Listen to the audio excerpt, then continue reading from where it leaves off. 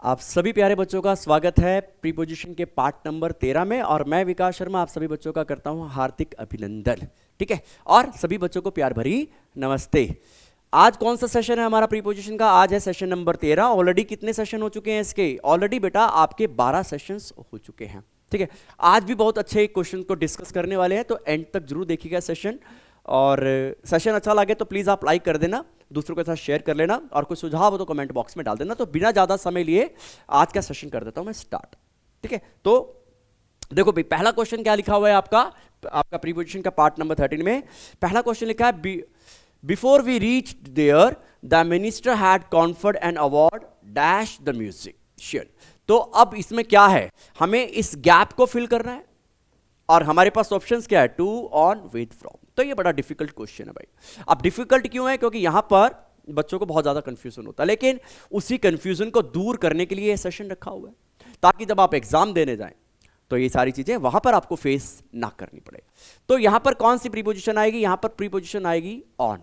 अब क्या रीजन है? ये जो आपका कॉन्फर वर्ड लिखा हुआ है, ये आपको बताता है कि मेरे साथ कौन सी प्रीपोजिशन आएगी।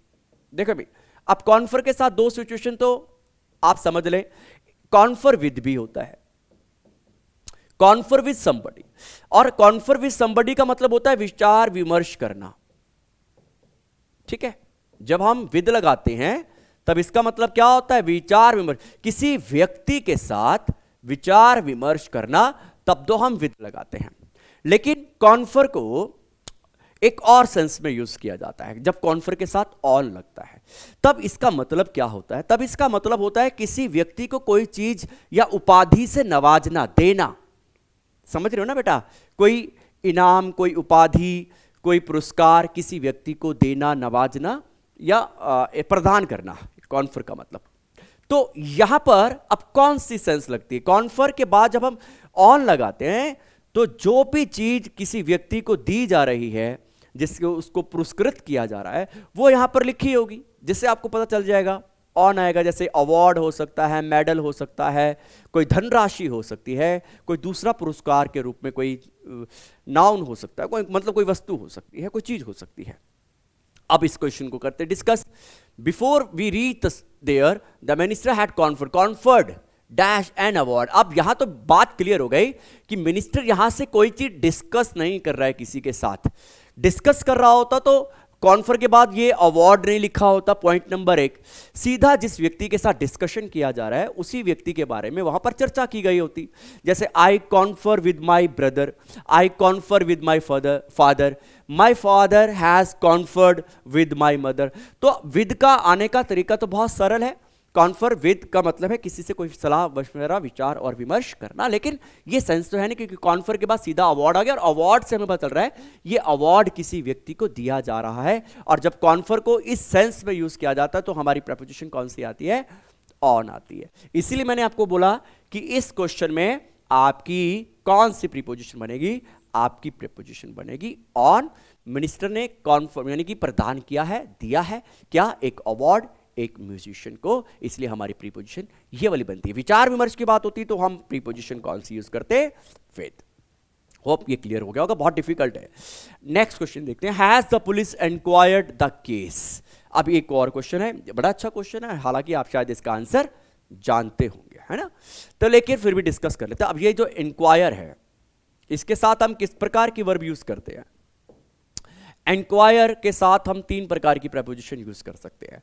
इंक्वायर इनटू, इंक्वायर ऑफ या फ्रॉम, इंक्वायर आफ्टर, लेकिन तीनों की सेंस अलग है। Enquire into a matter, a case, जब हम किसी किसी मैटर की खोजबीन करते हैं, जांच पड़ताल करते हैं, तो इनटू का यूज करते हैं। किसी व्यक्ति से पूछताछ करते हैं, किसी व्यक्ति के बारे में पूछताछ करते हैं, तो ऑफ या फ्रॉम का यूज करते हैं। किसी व्यक्ति के हालचाल, उससे हेल्थ से रिलेटेड कोई इंफॉर्मेशन अगर हम इंक्वायर करते हैं तो हमारी आफ्टर आती है। आफ्टर कब आएगी? जब हम किसी व्यक्ति की हेल्थ के बारे में जानना चाहते हैं। और ये लिखा होगा, आपको हिंट मिल जाएगा कि आफ्टर कब आना है। हम बताएंगे कि वहां पर किसी व्यक्ति की हालचाल के बारे में पूछा गया है। अब यहां पर कौन सा केस बनता है? यहां पर somebody है नहीं, किसी व्यक्ति से पूछताछ हुई नहीं है, किसी व्यक्ति के हालचाल के बारे में भी नहीं दिखाया गया है, केस लिखा है, तो सिंपली हमारी प्रीपोजिशन कौन सी आएगी, इनटू आएगी। तो इनटू हमारा बी पार्ट में है। अब कंफ्यूज मत हो जाना, क्योंकि अगर मान लो यहां पर इंक्वायर नहीं होता, इसकी जगह अगर इन्वेस्टिगेट लिखा होता, तो इन्वेस्टिगेट के साथ तो इनटू का यूज नहीं किया जाता। अगर इन्वेस्टिगेट लिखा होता इसकी जगह तो हम इनटू का यूज नहीं करते, लेकिन इंक्वायर के साथ सेम सेंस में इनटू का यूज किया जाता है। इन्वेस्टिगेट होता तो नहीं आती, तो ये नन ऑफ दीज आपको शायद कई बार बच्चे उस इन्वेस्टिगेट को माइंड में रख के शायद नन ऑफ दीज भी वहां पर चूज करके आ जाते। तो ये इंक्वायर इनटू का मतलब ही इन्वेस्टिगेट होता है। तो ये तीन सिचुएशन है, इंक्वायर के साथ कौन कौन सी प्रीपोजिशन आती, तो हमारी यहां पर लगती है इनटू। अगला क्वेश्चन देखते हैं बेटा।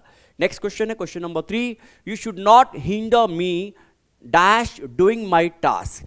हिंडर मतलब किसी को रोकना, ठीक है। और ऐसे बहुत सारे वर्ड्स हैं जो इससे मिलते जुलते हैं, और सबसे अच्छी बात क्या है, सभी के साथ ऑलमोस्ट सेम टाइप की प्रपोजिशन यूज की जाती है, ठीक है। जैसे आपका प्रिवेंट हो गया, या आपका रिफ्रेन भी हो गया, एब्सटेन हो गया, आपका डिबार हो गया, आपका प्रोहिबिट हो गया, आपका टीटर हो गया, और आपका हिंडर हो गया। इन सब का मतलब ऑलमोस्ट सेम होता है। हाँ, रिफ्रेन और एब्सटेन का मतलब होता है परहेज करना, कुछ करने से बचना। बाकी प्रिवेंट, डिबार, प्रोहिबिट, हिंडर, इन सब का मतलब क्या होता है, रोकना, किसी को कोई कार्य करने से रोकना, मना करना, ये सब इसका मीनिंग होता है। और सबके साथ कौन सी प्रीपोजिशन आती है, फ्रॉम। हाँ, अगर इसके बाद कोई वर्ब आएगी तो वो वर्ब में आईएनजी लिखा होना भी जरूरी ही है, जैसे यहां डूइंग लिखा है। तो ये पार्ट हमारा सही है, लेकिन प्रीपोजिशन कौन सी बनती है, हिंडर के साथ। हिंडर के साथ हमारी प्रीपोजिशन बनती है D, from. Next question, question number 4, he says that T is preferable dash coffee. तो प्रेफरेबल के साथ बेटा कौन सी प्रीपोजिशन फिक्स है, टू। देन नहीं आता, प्रेफरेबल चॉइस दिखाने के लिए वर्ड यूज किया जाता है। प्रेफर के साथ और प्रेफरेबल के साथ, दोनों के साथ हम कौन सी प्रीपोजिशन यूज करते हैं, टू का यूज करते हैं। हाँ, प्रेफर के साथ एक चीज है कि देन आता है, वो देन कब आता है, अगर प्रेफरेबल के साथ तो फ्रीज है, इस अगर प्रेफरेबल लिखा है तो इसके साथ तो पक्का फिक्स है, टू आएगा। इसमें तो आपको कुछ नहीं सोचना, देन तो आएगा नहीं, तो इसके साथ तो बिल्कुल फिक्स है टू। लेकिन प्रेफर के साथ भी टू आता है, लेकिन अगर प्रेफर के बाद टू प्लस वर्ब की फर्स्ट फॉर्म लिखी हो तो देन आ जाता है। तो प्रेफर के बाद टू कब आता है, अब ये दोबारा एक बार इस केस को समझ लेने, नहीं तो कंफ्यूजन हो जाएगी।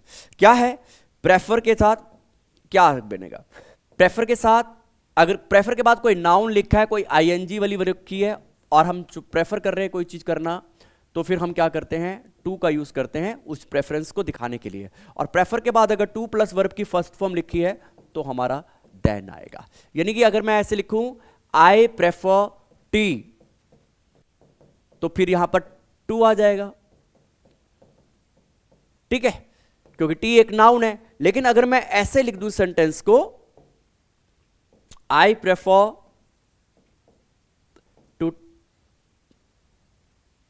टू प्ले, तो फिर टू नहीं आएगा, फिर क्या आएगा, दैट आएगा। अब क्यों, प्रेफर के बाद टू प्लस वर्ब की फर्स्ट फॉर्म आएगी, तब टू नहीं आता, फिर हमारा कंजंक्शन देन का यूज किया जाता है, ठीक है। ये मैं शायद अपने प्रीवियस सेशन में भी आपको बता चुका हूं, एक बार आप जाके उनको देख लेना, वहां पे पूरा क्लियर कट बताया होगा। Question number 5, I know that I am not eligible. तो एलिजिबल के साथ कौन सी प्रीपोजिशन आती है, एलिजिबल के साथ कुछ भी नहीं सोचना होता, एलिजिबल के साथ हमारी प्रीपोजिशन बिल्कुल फिक्स है, और वो क्या है बेटा, फोर। एलिजिबल फोर, इसमें कुछ ज्यादा सोचने की जरूरत नहीं है। Next question, question number 6, how can you blame me of your failure. तो ये एक अच्छा क्वेश्चन है। आप एरर के रूप में आपको प्रीपोजिशन में एक एरर मतलब एक एरर बताना है। अगर कोई एरर है तो एरर तो है, सी पार्ट में एरर है। क्या है, ये ऑफ लिखा है, ऑफ नहीं आएगा। अब आएगा क्या, उसको आप खुद से डिस्कस करेंगे, खुद से बताएंगे। मैं आपको रूल बता देता हूं। ब्लेम, ब्लेम दो केस बनेंगे। ब्लेम समबडी, किसी व्यक्ति को जब हम ब्लेम करते हैं, किसी व्यक्ति को जब हम ब्लेम करते हैं किसी चीज के लिए, तो फॉर समथिंग, किसी चीज के लिए, किसी घटना के लिए, किसी चीज के लिए। ठीक है, व्यक्ति पहले लिखिए, घटना बाद में लिखिए, परिणाम बाद में लिखा है तो 4। अब ब्लेम समथिंग, कोई घटना परिणाम, ठीक है, ये पहले लिखा है तो ऑन बाद में, ऑन समबडी, व्यक्ति। तो कैसे याद करेंगे?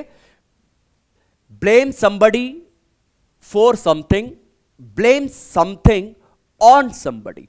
व्यक्ति बाद में लिखा है, आप ऐसे भी कर सकते हैं, बहुत सिंपल। फोर आना है कि ऑन। अगर यहां पर कोई घटना लिखी है जहां पर प्रीपोजिशन आनी है, कोई चीज लिखा है, परिणाम लिखा है, फेलियर लिखा है तो 4। अगर यहां पर किसी व्यक्ति से रिलेटेड कोई नाउन या प्रोनाउन लिखा है तो हमारी प्रीपोजिशन कौन सी आएगी? ऑन। तो इसमें क्या है? ब्लेम मी, मुझे ब्लेम किया गया है, प्रीपोजिशन यहां पर है और फेलियर यहां लिखा है, यानी कि ऑन नहीं आएगा। अगर यहां कोई व्यक्ति के रूप में नाउन या प्रोनाउन रहता तो फिर मैं ऑन यूज करता, लेकिन यहां पर कुछ परिणाम घटना है तो यहां पर अब ऑफ की जगह क्या आएगा? 4 आएगा। Blame somebody for something, blame something on somebody. ठीक है, याद रखें ये ऐसे ही क्वेश्चंस हैं, अच्छे क्वेश्चंस हैं और हमेशा पूछे जाते हैं। Question number 7, I don't know why he does not stick with his principles. तो इस क्वेश्चन के हमारे कौन से पार्ट में एरर है? सी पार्ट में एरर है। सी पार्ट में एरर क्या है? स्टिक के साथ प्रीपोजिशन विद नहीं आती है, स्टिक के साथ हमारी प्रीपोजिशन कौन सी आती है? टू। तो स्टिक मतलब दृढ़ता, मतलब किसी चीज में लगे रहना, डटे रहना, इस सेंस में से यूज किया जाता है। लेकिन स्टिक के साथ हमारी प्रीपोजिशन कौन सी आती है? स्टिक के साथ हमारी प्रीपोजिशन आती है टू। लेकिन यहां पर लिखा था विद, इसलिए इसके सी पार्ट में एरर बन गया। उम्मीद है ये आपको क्वेश्चन समझ में आ गए होंगे बेटा। इन केस अगर आपको कोई सुझाव देना चाहे तो आप सुझाव दे सकते हैं। अगर आपको ये सेशन अच्छा लगा तो प्लीज इसे लाइक कर लीजिए, दूसरों के साथ शेयर कर लीजिए, इससे हमें अच्छा मोटिवेशन मिल जाता है आपको साथ और अच्छे क्वेश्चन को डिस्कस करने। तो ये थे आज के हमारे प्रीपोजिशन पार्ट नंबर 13 के क्वेश्चंस। उम्मीद है ये आपको डेफिनेटली हेल्प करेंगे और मुझे विकास शर्मा को यहाँ से दीजिए अब इजाजत। एक और अच्छा सेशन लेके जल्दी आऊँगा, तब तक आप पढ़ते रहिए। सारे इंपॉर्टेंट क्वेश्चन मैंने डिस्कस किए हैं जितने प्रीवियस सेशन में हैं, प्लीज़ आप जाकर देख लेना और कोई सुझाव हो कोई तो आप हमें बता सकते हैं। मुझे यहाँ से आप दीजिए इजाजत, जल्दी मिलूंगा एक और अच्छा सेशन लेके। तक तो अपना ध्यान रखिए, ख्याल रखिए। Thank you so much, God bless you all.